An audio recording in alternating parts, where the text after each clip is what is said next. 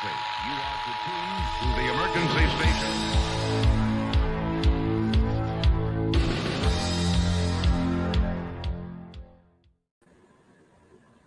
All right, hello everybody. Welcome to the GARF Network. I'm Eric. And I'm Matt. And tonight we have a very special guest with us. Matt, why don't you tell us who we got with us tonight? Ladies and gentlemen, this gentleman needs no introduction. He is a legend. He is an icon, Mr. Joe Bob Briggs. Thank you. I'm happy to be here Oh, at GARF. Romero Foundation. Did you think about the acronym when you called it GARF? No, I mean it's the George A. Romero Foundation. I mean George's legacy has been far-reaching for the past 50-some years, and it's touched all of our lives in different ways. I mean, Eric and I knew each other because of George. Okay. And I think it's folks like George that got me introduced to you. Did George want the A? Did he want the A in his name? Did he sign his name that way? George A. Romero? It was around I've never heard anybody in the horror world call him George A. Romero. I think it was around 2000 that kind of started with the dawn of DVD. I think the A kind of came. Yeah, I Really? always knew him to sign Maybe there his were name. too many George Romeros in the Pittsburgh phone book, and so he wanted to be George A. Romero. I mean, that could have been. You know what? I think sometimes it's just a level of reverence and respect. It's George A. I Romero. think so. We have to ask Suzanne. That's a good question for Sid. When he added the A. Absolutely. Yeah, I've always known it with the A, and it just feels like George A. Romero. It just carries some weight to it. But we're here at Monster Mania. Yeah, It's Monster Mania in what town? Hunt is it? Valley, Hunt Valley, Maryland, just out of Baltimore. I want to Let's call say it Baltimore, but it's Hunt Valley, Maryland. Yeah. Yeah, yeah. No, this is a great show. You guys are having a great time. Yeah. Oh, yeah. Lots of people have. I think this is the first convention I've been to in a couple of years where it seems fully attended. Right. Where people have actually gone back to normal. Because there are people here that drove in from Pittsburgh, which is quite a drive, and from Vermont and Virginia and other parts of the East Coast. I think horror conventions are back, and everyone was talking about how much they miss, the camaraderie and the communal feeling of being at a horror lover's place. Especially people who live in a home with no other horror lovers in their home. Tell me about it. So they need this. Yeah, we're getting a call. Our room is getting a call, folks. Live TV. Well, on the subject of George Romero, I mean, how did you first get introduced to his films? Well, I think just like everybody else, I saw Night of the Living Dead at a fairly early age, and you have to understand that in the dark ages of horror that I'm from, we didn't necessarily know who made the films. Right. We didn't necessarily follow the directors so much. We knew Night of the Living Dead. We knew the titles. We knew Night of the Living Dead. We knew Texas Chainsaw Massacre. Really, we didn't even know that John Carpenter made Halloween, but he was sort of the first one where we knew his name. We knew the director's name. But even after George made Dawn of the Dead, if you go back to the old Fangoria magazines, who are you reading about? Tom Savini. You're reading about Tom Savini's effects, right? No, it's like nerds like me learned the names of the directors, but in the dark ages of horror, what we call today the heyday of horror, these were like dime paperbacks. I mean, they were for mass consumption, and so they didn't have a shelf life until VHS came in. You didn't really have any way to rewatch them, except occasionally there would be some crazy theater in town that would bring back a horror night at Halloween or something, and so you would have your memories of these films. But I knew that there was nobody before George Romero in terms of modern horror. He invented modern horror. I mean, in fact, there was what we now call the zombie movie. There were zombie movies before 1968, before Night of the Living Dead, but it was a completely different kind of movie. It was a movie. It was a movie about Haitian voodoo.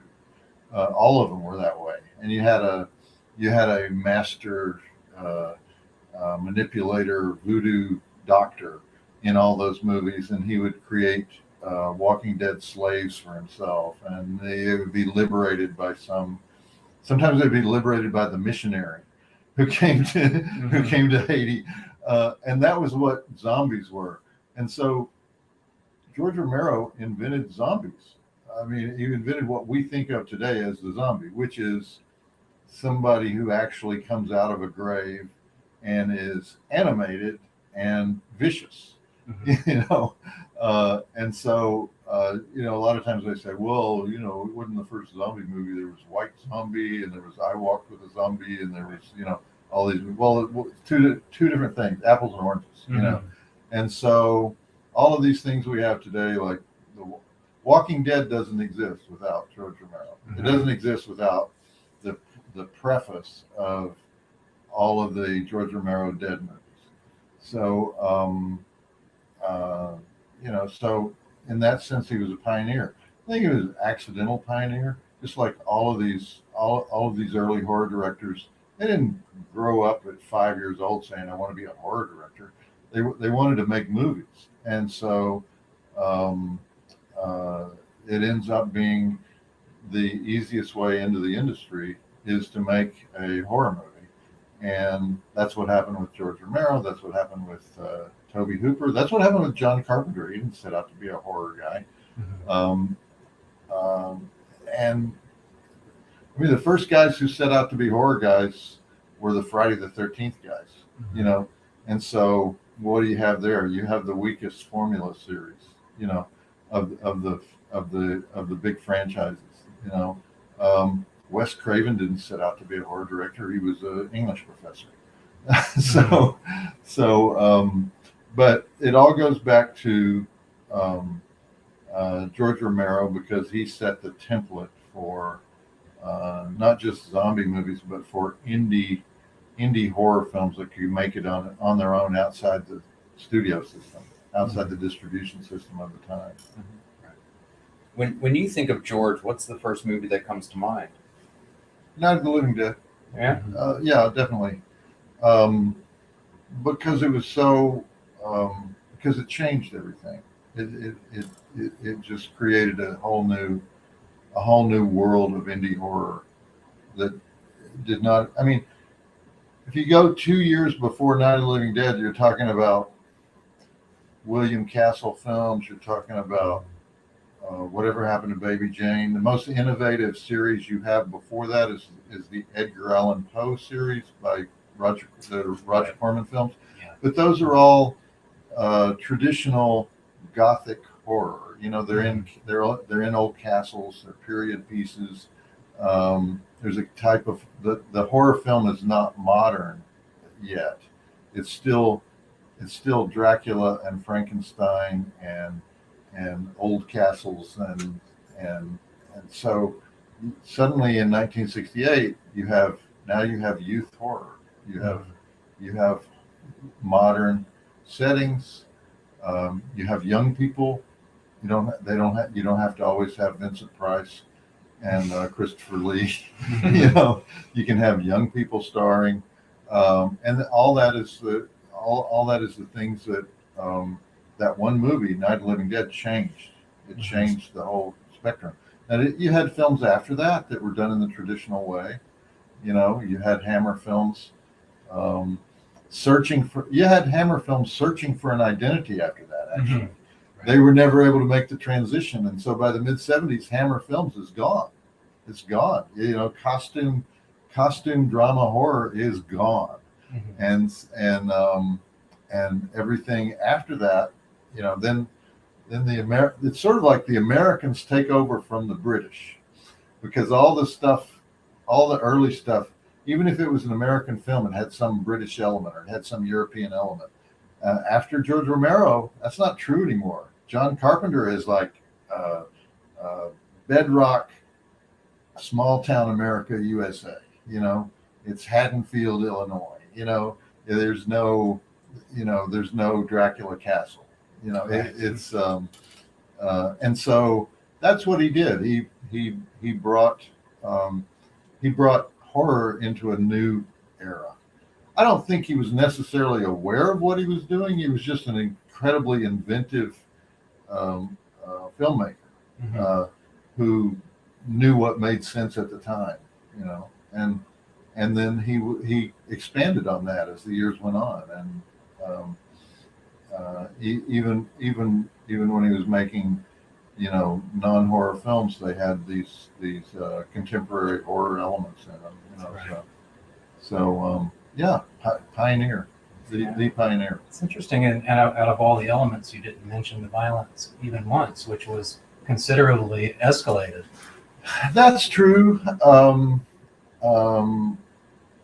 That adding explicit violence to movies had actually started with A-list films. Mm-hmm. It had started with films like The Wild Bunch and Bonnie and Clyde, and you had things that were considered Straw Dogs. You had films that were considered, you know, they wanted to give them X ratings because at the time they were considered so violent, and so, you know, horror filmmakers or low budget filmmakers looking at an opportunity saying, hey, you know what, if you go in this direction, nobody messes with you. They mess with you if you go in the direction of nudity and sex, but they don't mess with you if you go in the direction of violence. In Europe, it was the opposite. If you went in the direction of violence, you got censored. But if you went in the direction of nudity and sex, you could do anything you wanted. But over here, you know, you had the low budget guys like Herschel Gordon Lewis, who were just like putting anything, any shocking image they could put in a film, and you know, they would have an opening weekend, and then everyone would have seen it, and then they wouldn't go back. And then you had people like George Romero, Tobe Hooper, who were using shocking images of violence in new ways to tell a story. Mm-hmm. And so, you know, you in the new freedom that emerged from the 60s, you make Fangoria magazine possible because now everybody wants to do it. Now everybody wants to do it. Mm-hmm. It's like, it still amazes me how many people want to be a special effects. You know, I want to do gore special effects. That's my career path. That's where I want to go. And I'm like, okay, go to Tom's school in Pittsburgh and learn how to do that. And you know, and you know, and hope you can get a job. Be really, really good at that because there aren't that many jobs. But there's so many. There's so much interest. The idea of a subcategory of a subcategory in the production design department of a movie becoming a place where you can be a superstar. That was also created by George Romero. You know, it's like, you know, the special effects makeup guy on any film before 1970 is a very low level job, you know. Mm-hmm. And then horror comes along, and that becomes a superstar job. You know, you become a celebrity from doing mm-hmm. that job. Mm-hmm. And so it changed. So many of the things that George Romero and that generation of filmmakers did changed the whole way we look at films. When we talked to George Romero, you know, I said, what was the first thing you thought of? He said, Night of the Living Dead. What do you feel is a criminally underseen or underrated work of George that more people need to be talking about? I think I many most of George gets his due for all of his films. I think. I mean, I don't think. I mean, maybe it's the circles that I move in, but I don't think anybody says, um, that's a terrible film. I mean, it's like his fans get disappointed when he goes in a different genre direction. Mhm. So, um, Knight Riders has its devotees. It also has its critics. But I think George always gets a fair hearing, and any director has uh, disappointments, if not outright failures. But I think George's fans actually give him a break, just because it's him. Mhm. And so I don't think any of his films have been neglected. I mean, he made. I mean, the fourth and fifth sequel to Night of the Living Dead Yeah. were underfinanced, Mm-hmm. but they weren't bad, Mm-hmm. in my opinion. Yeah. So I really think uh, he's really he had an interesting. Um, uh, he had a fascinating um, life. He had. I always wondered. I always wondered why The Walking Dead didn't attach George in some capacity to The Walking Dead, simply because as soon as you see those zombies in the very first episode, you say, well, the reason we know what's happening here is because of all these previous movies that we've seen. If those movies didn't exist, we wouldn't know exactly what the rules are here in The Walking Dead.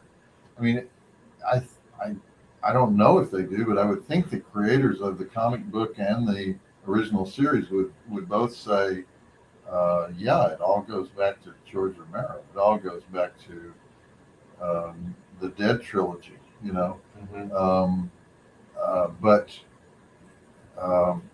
I guess everyone thought that world that he created had entered the public domain at that Right. point. Mhm. It was no longer associated with him specifically. It was bigger than him. It had entered the public domain, and so here we are in the I think this year will be the 4,957th episode of The Walking Dead. Because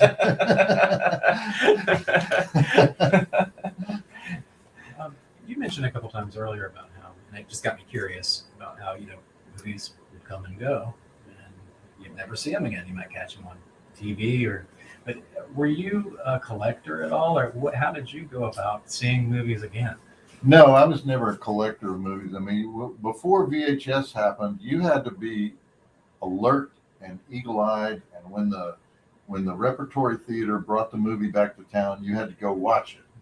There was no way to.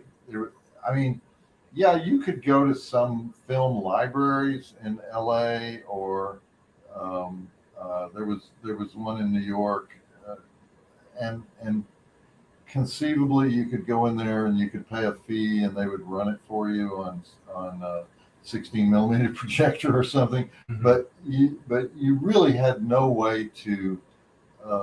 Film critics really had to know their business. Because there was no way to rewatch movies. VHS is what made it possible, or Betamax, if you, like we ran out and bought those immediately.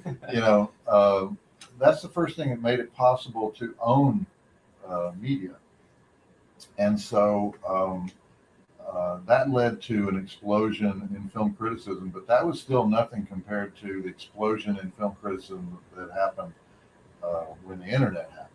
And that was still nothing compared to the explosion of film criticism that happened when streaming happened.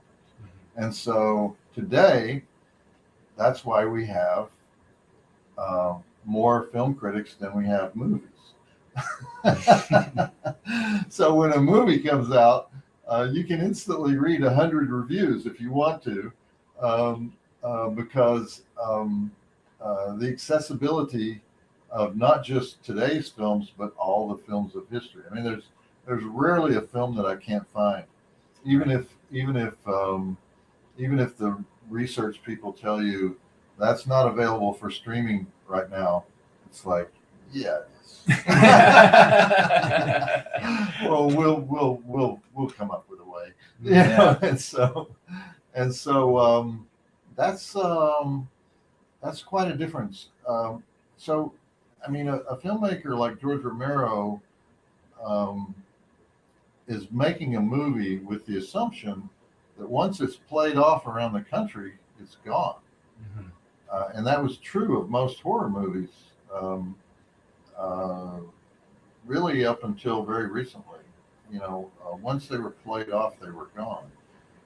Now the horror audience comes along that wants to see all of those old movies, because horror fans are like that. They don't want to just see movies from 2021. They want to see movies from 2011, 2001, 1921. So the ability to stream all this stuff opens up this whole rich history. It's like revealing the history of something immediately, that was hidden before. Mhm. And so now you can. We on my show, The Last Drive-In on Shudder, we frequently go back into the 70s, 80s, 90s, and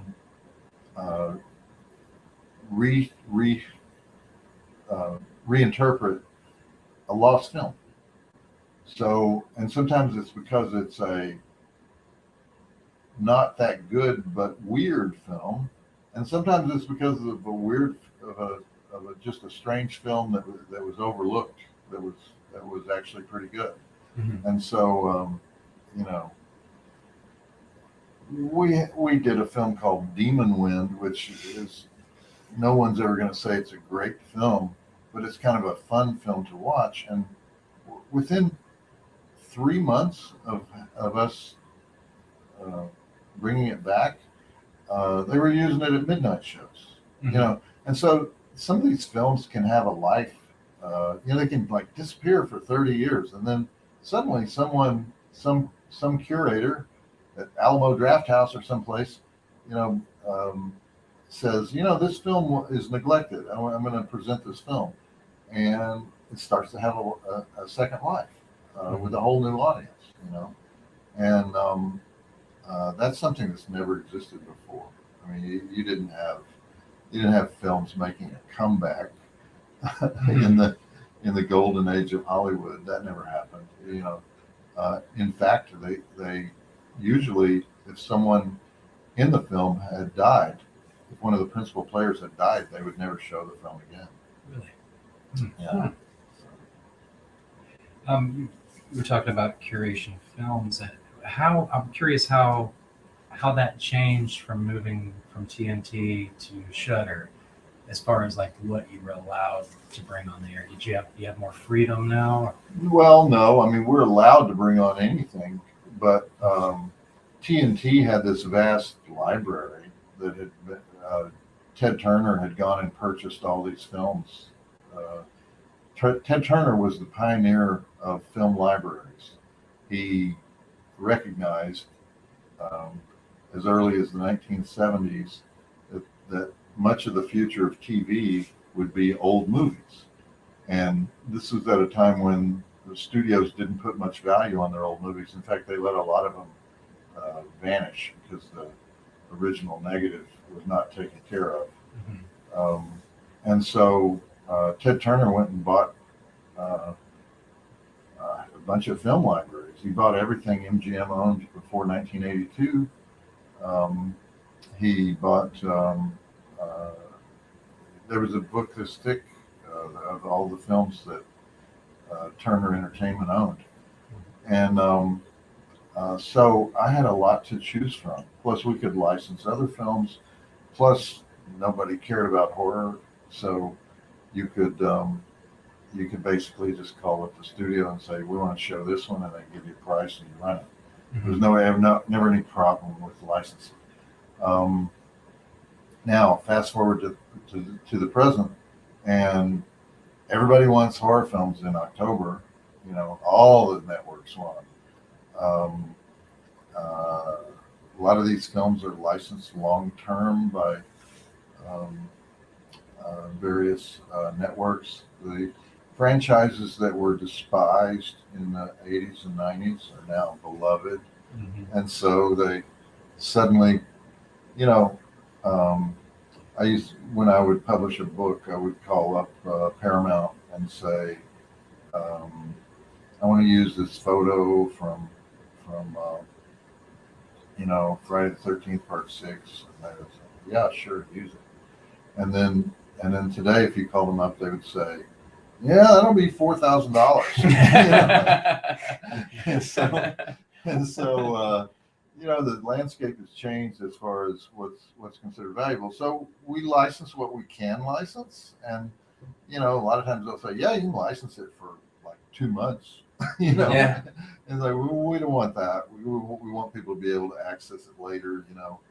And so it's a shifting world of what can we get and how long can we use it. And so a lot of times what we really want, we can't get.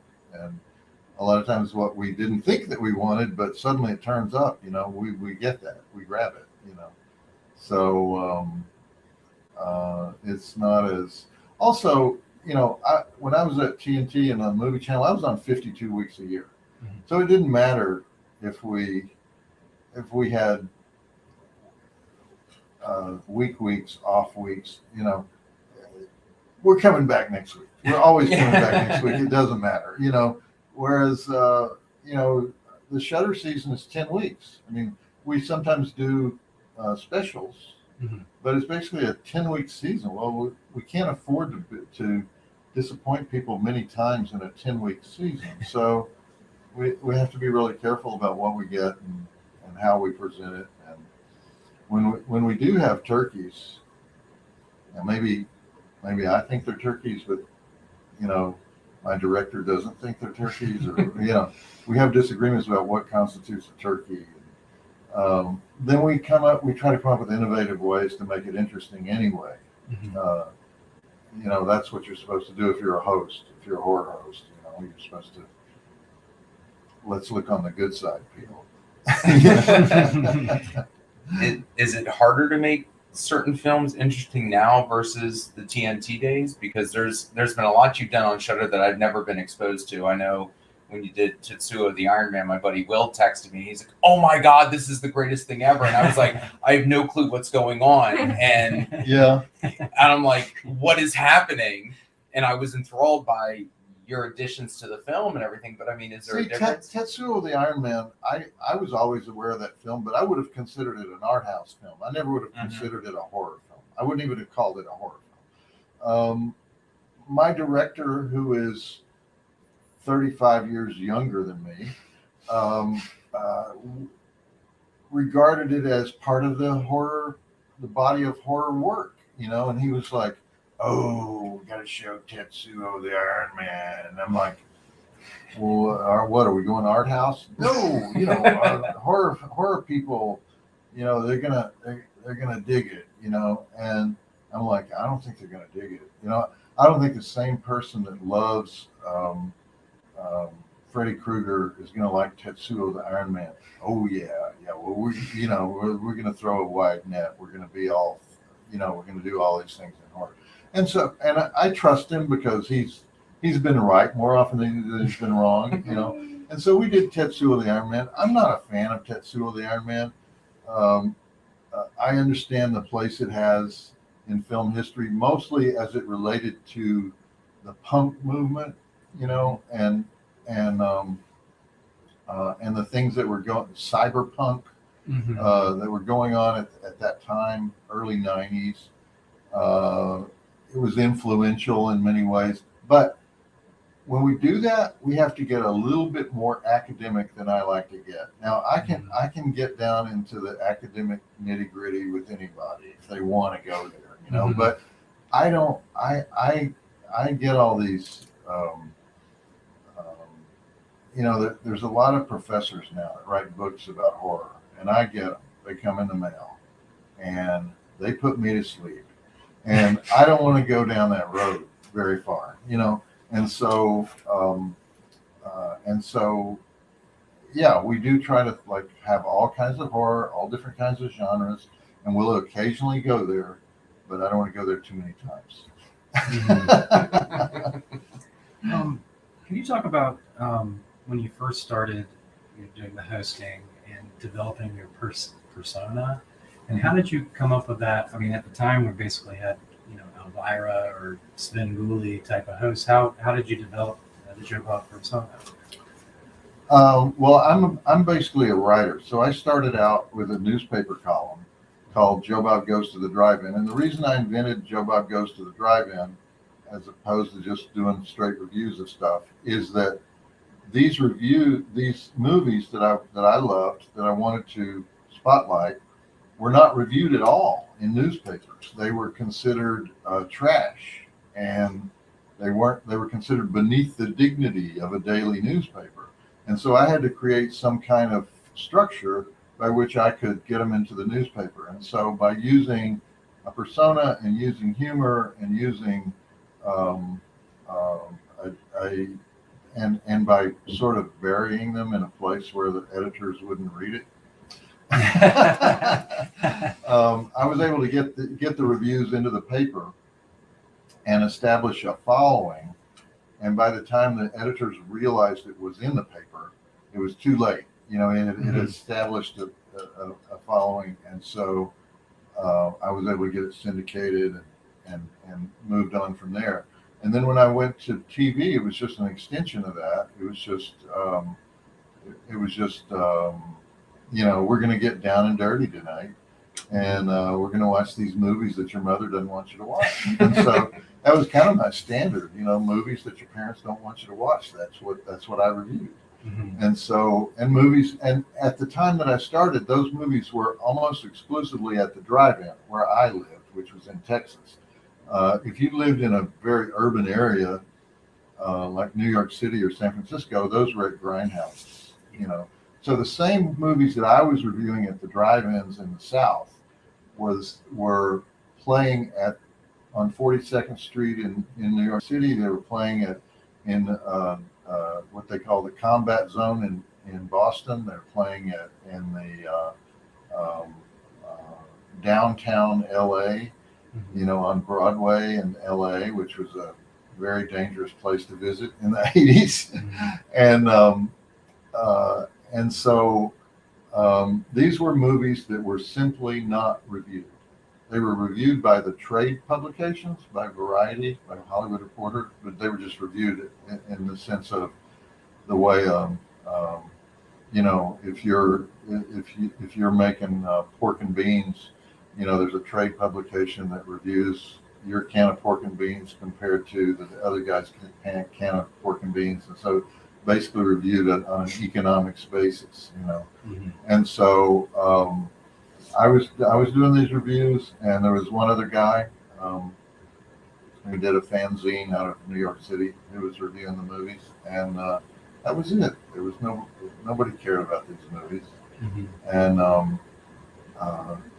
And so it was easy to develop a format. There was no format. There was nobody who reviewed them, and so those early reviews were often the only reviews. The reason I became friends with Roger Corman is that he noticed that his movies were being reviewed at all, other than in the trades, and so he invited me to come visit his studio in LA, and I got to know him, and a lot of the things that developed into the style of the newspaper column I was writing were principles of filmmaking that Roger Corman told me about. And so Roger Corman was he's making movies now. Mm-hmm. He's 95, I think. But he's still making movies. He's like making 3-4 movies a year. Um, but he was an early pioneer of almost all of what we call the exploitation genres, starting in the early 50s. Science fiction, for 20 years, science fiction was all low budget. There was no such thing as studio science fiction. There was no such thing as high budget science fiction. It was all cheapies. He was one of the early guys in wild youth movies. So biker movies.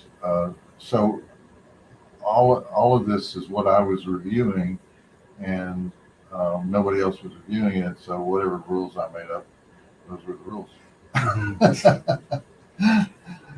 So what is it about the drive-in in a movie like that?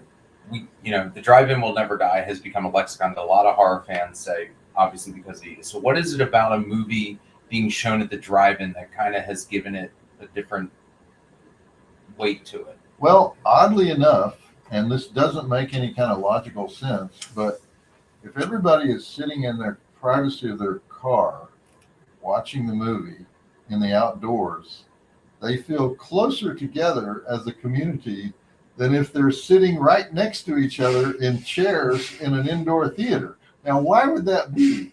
I think what it is it's like taking your living room to the drive-in. It's you don't really want to be touching the person that you're having a communal experience with, which you have to do in many indoor theaters. But you want to be with other people. And so the drive-in has the best of both worlds. It's this communal experience. It's half about the movie, and it's half about where you're watching the movie and the other parts of the experience. And so you could take your kids, for example. It doesn't matter how much they scream at a drive-in. They're just screaming inside your car. You could take your pets. You could take your whole household to the drive-in, and other people would be bringing their households. And it was also the other reason that made it such a democratic place is that the drive-in was always on the edge of town. So the people drove out from the city and they drove in from the country. So you had the urban people and the suburban people and the country people all mixing together in one place, which you normally don't have. You don't have people here in downtown Baltimore mixing with the people that live out in the horse country. It's two different worlds. But at the drive-in, it's all the same world. Now, some people come in a Ford Focus, and some people come in a Mercedes, but ultimately they're all in the same place doing the same thing.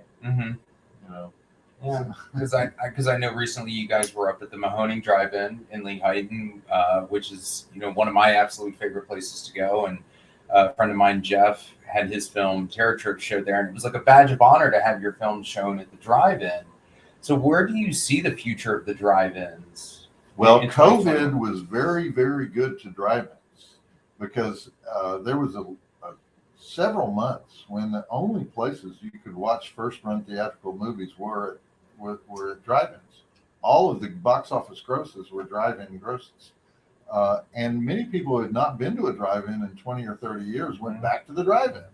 Yep. And they were amazed by the purity of the experience. And I think we'll continue to go to the drive-in even after it becomes safe, 100% safe to go to indoor theaters.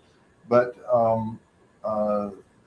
the future, the thing that threatens drive-ins is always growing populations, because as the population grows, land becomes more expensive, and so the huge expanses of land that drive-ins use become valuable, and so eventually they get sold for a condo development or an office development or a Walmart. I think Walmart has been built on the ruins of more drive-ins than any other business in America. And so the drive-ins that have survived are drive-ins in either economically depressed places where the city's not growing anymore, or places that were never that urban to begin with. There are a lot of drive-ins in Pennsylvania, for example, but are they near? Are they in Philadelphia? No. Are they in Pittsburgh? No. But they're in all the places between Philadelphia and Pittsburgh. And so there's actually 3 other operating drive-ins within 30 minutes of the Mahoning Drive. I think, and now there are even people building new drive-ins. I think the future of the drive-in is secure right now. People have been predicting the end of the drive-in since the early 60s. Okay, so how many years is that? That's 60 years of saying, well, the drive-ins, the heyday of the drive-in is over. Here's one of the last drive-ins. It'll, probably won't go another generation. And then where do we end up? There's still drive-ins. There's still drive-ins. It never ends. But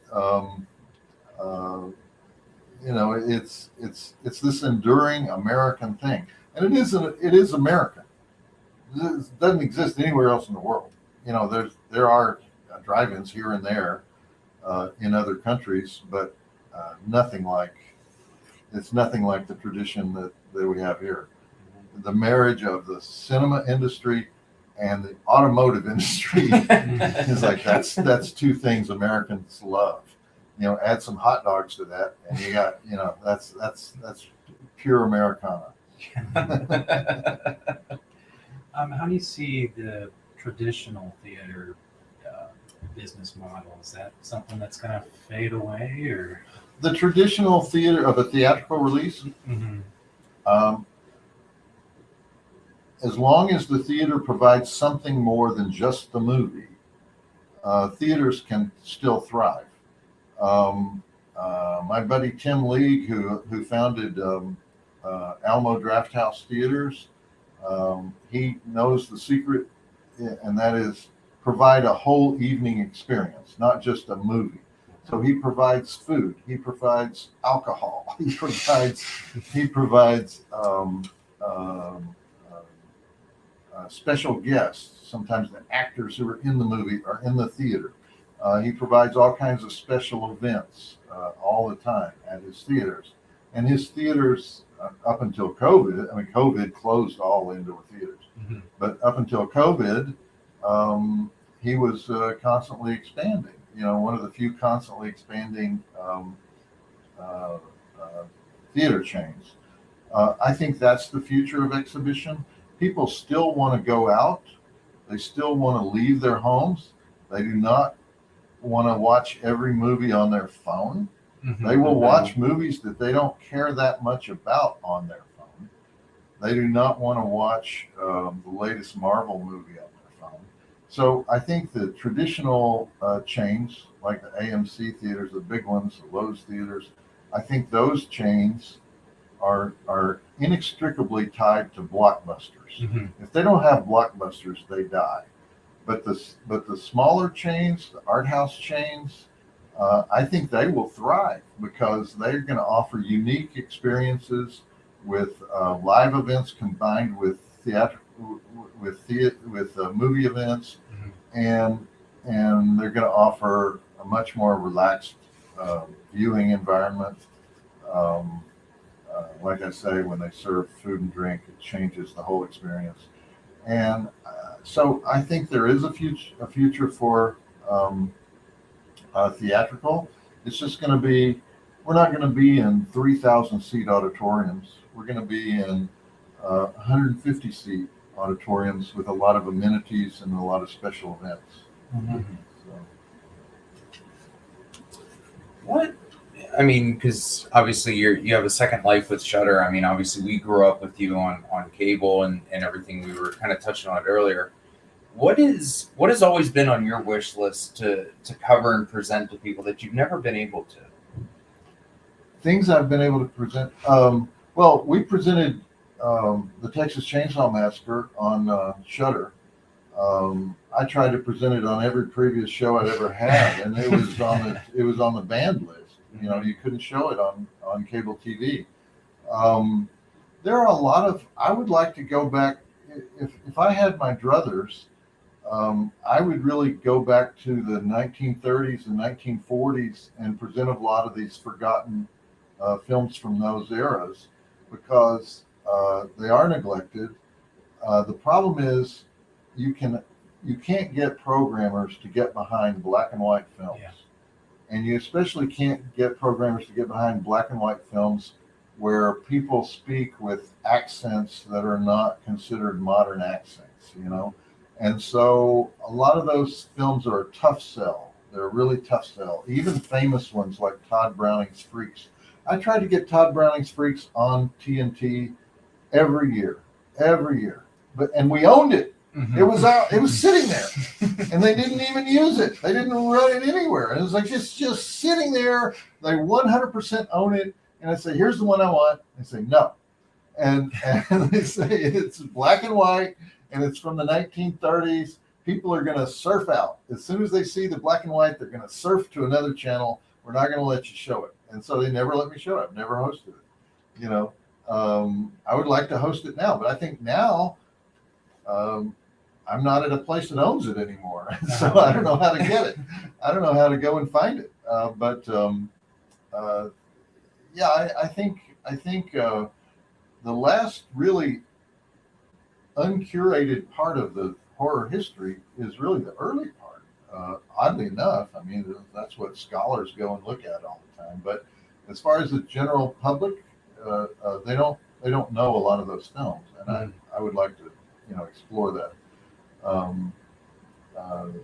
30s and 40s, there were a lot of horror stuff, but they were B movies. Some of them were just 55 minutes long. Mm-hmm. They were on the programs with big budget movies, because in the Depression you had to have an A movie, a B movie, a newsreel, a cartoon, and probably a juggler and a mime, because you wanted to keep people in the theater for like 6 hours.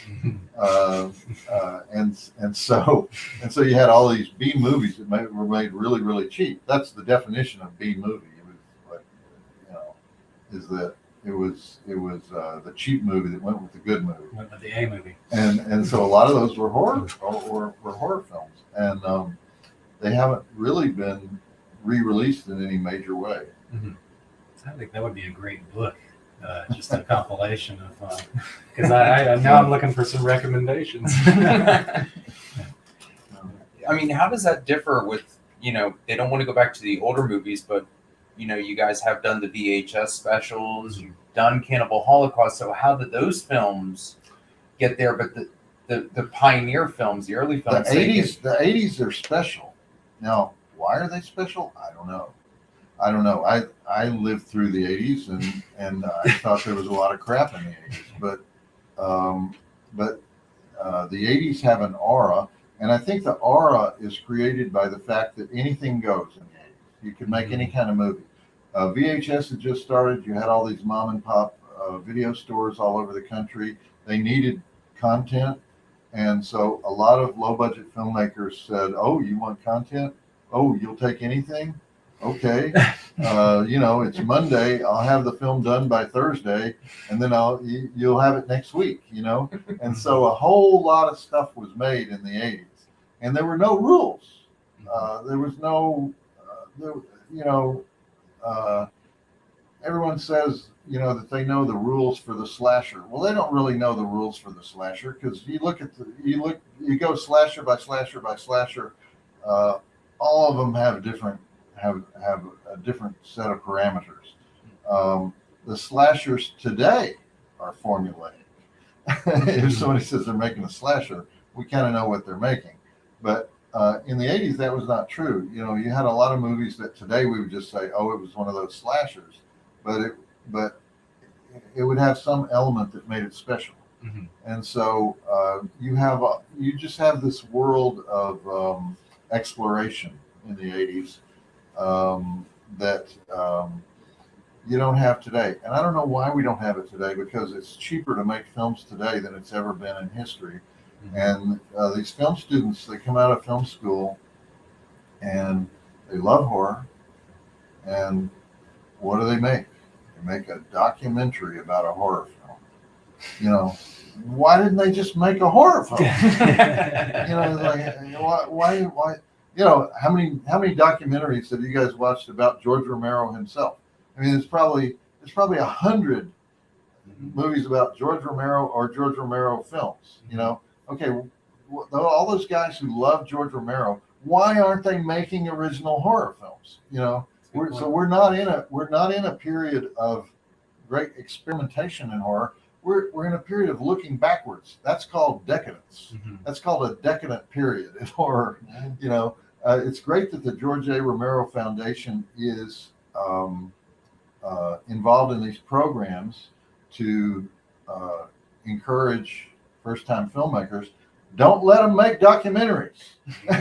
Make them make horror films. You heard it here, folks. Well, I mean, they're going to really do that with Salem Horror Fest. Yeah. You know, starting October 1st, Salem Horror is showcasing a lot of George's films, but also a new crop of new independent horror films, which is, you know, the big purpose of the George Romero Foundation. So if you guys are getting a chance, go to salemhorror.com and check it out. But that actually leads me into a question. What is it, if you're sitting down to watch a film, and let's just use horror as an example, what is it about a film that you're looking for that's going to grab you, that's going to make you really pay attention to it? Just the traditional elements of great storytelling, which is suspense and characterization, and so characters that are easily identifiable, that you care about, and suspense element that keeps you watching. And so I mean, we also have an indie film festival. We just started it this year called Mutant Fest, that was part of Joe Bob's Jamboree at the Mahoney Drive-In, and it's for films that are made on extremely low budgets. And we had some great films that were made for extremely low budgets. What did they have in common? The storytelling was there. The script was there. You could make mistakes on the production side, and the story was still compelling enough to carry the film forward. And I would say, if there's one thing lacking overall in indie film, it's quality of screenplays. A lot of times the only thing wrong with the film is the script, and the script is the thing that doesn't really cost the filmmaker anything.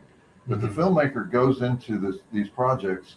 The 22-year-old filmmaker goes into the project writing his own film because he wants to direct. There's very rarely been a screenwriter who's able to write a compelling script before about the age of 35. And so, I mean, it's like their careers are generally littered with scripts that weren't quite there. And then, because you can direct when you're 16, if you're a genius, you know. The writing part, first of all, screenwriting is the hardest form of writing. It's harder than novels. It's harder than expository writing. It's harder than just about anything except maybe iambic pentameter poetry or something like that, you know. And so you're starting with the hardest form of writing, and you're trying to do it on your first script when you're 22 years old. You're not going to make it. You're not going to make it. You should have partnered with somebody who is seasoned and has written a compelling story that you can then direct when you're 22, but you shouldn't try to write it when you're 22. There have been a few cases in history where that's worked, but look at guys who you think did it really, really, really young, and Jordan Peele, 30s. He's in his 30s. He's not 21, you know. And so And so that's what they do. They go into production with weak scripts. I don't know what to do about it. They just to say, hey, you're going to spend money on the camera, you're going to spend money on the actors, you're going to spend money on everything else. Maybe spend money on a script. Instead of saying we don't need one. Well, I never thought about that, because it's you hear about the directors and the acting and everything else, but the script that's interesting, because because so much focuses on the director and then everything gets done. And you're like, well, the story wasn't there. Exactly. And I was like, they should have stopped before cameras rolled and went back and are we Polished solid it, on the script? That's right. I do seminars where the filmmakers come in and they say, they're like almost apologetic, where they say, I know that the film has problems, Joe Bob, but we didn't have that much money, and we're in a small town in the Midwest and everything.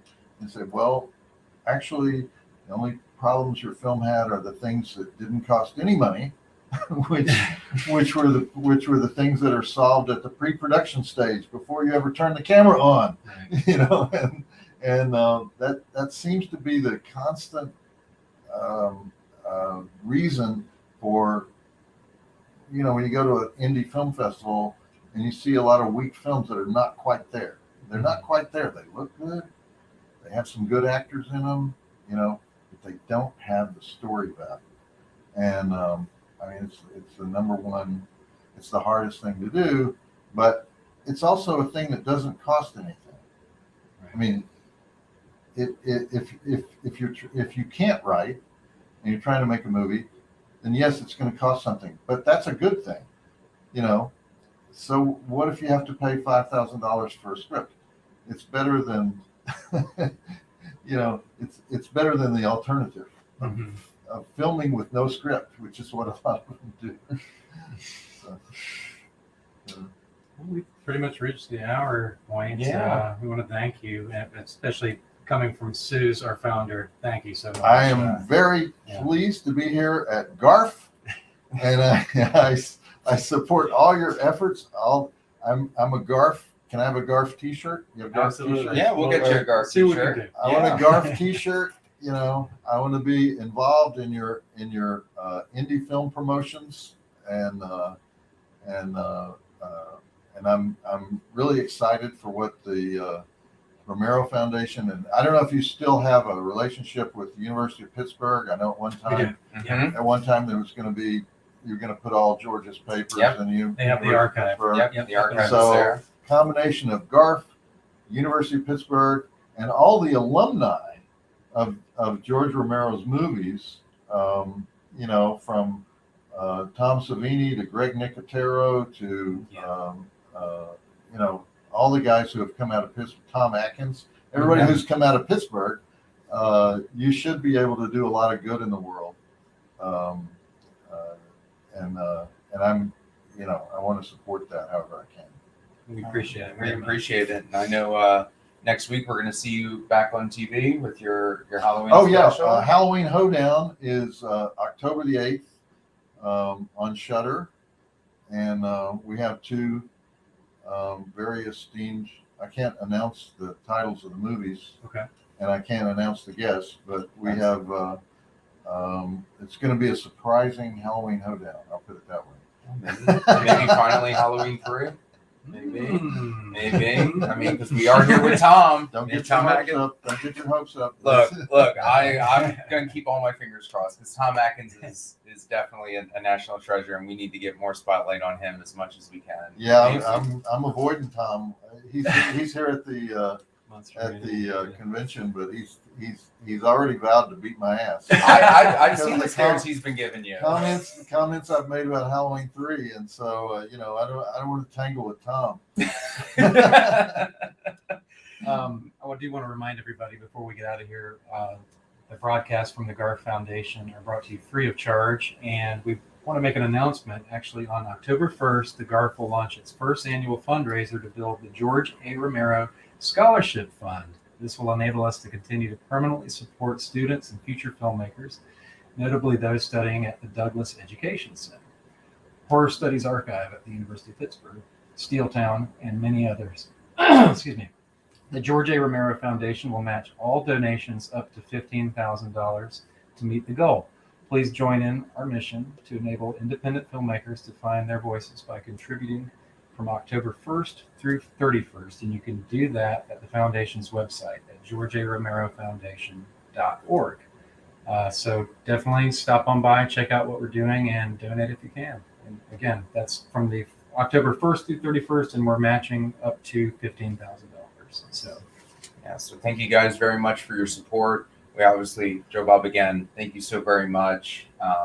Thank you for your time and all your insight. You know, All right. Happy to be here. we appreciate it. we love everything that you've been doing. We can't wait to see you next week on Shudder. It's definitely I stop what I'm doing on a Friday night kind of thing to watch you guys. I know you guys are going to I be. appreciate that. I love the fact that we have this live feed audience that comes in right at 9:00 on Friday night and tweets with us all night and does the social media. It's something that I've never experienced in TV in my many centuries of working in TV, and it's wonderful. We just have this group of fans who are diehard and gather together in large groups to watch the show, and it's one thing that I love about this show at Shudder. Yeah, I mean, You're a ringleader. yeah, I mean, just like George, you bring people together. I mean, it's. I have lots of text conversations on Friday nights when you're on, and we're talking about films, and we're watching you. And, Yeah. hey, you know, we start thinking, okay, what's next? I really hope it's this. I really hope it's this. And then all of a sudden the tech, you're like, oh no, it's not this. Or someone's like, yeah, it was this. So it is a party. You know, we sit on Twitter with Darcy and, you know, read her tweets, and we're just enjoying what you have. I know. Yeah, well, we like you to come even if we make you grumpy with what we show, you know.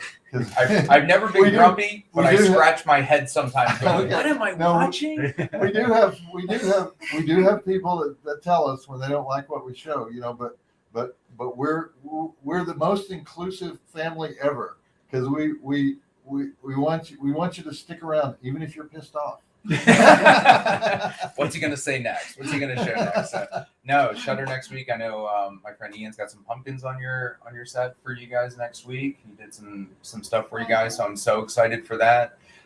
He made our pumpkins? The card pumpkins, yeah. Oh, That's wow. Ian. Yeah, Okay. yeah, All right. yeah. So we're Cool. excited for that, and again for everybody watching, thank you so very much for tuning in to the George A. Romero Foundation. For the Mutant fam that have tuned in, thank you guys so very much. We love you guys. We love you, Joe Bob and Darcy. Thank you so very much. We'll see you on Shudder next Friday night, and we'll see you guys here again on the GARF Network. Thanks.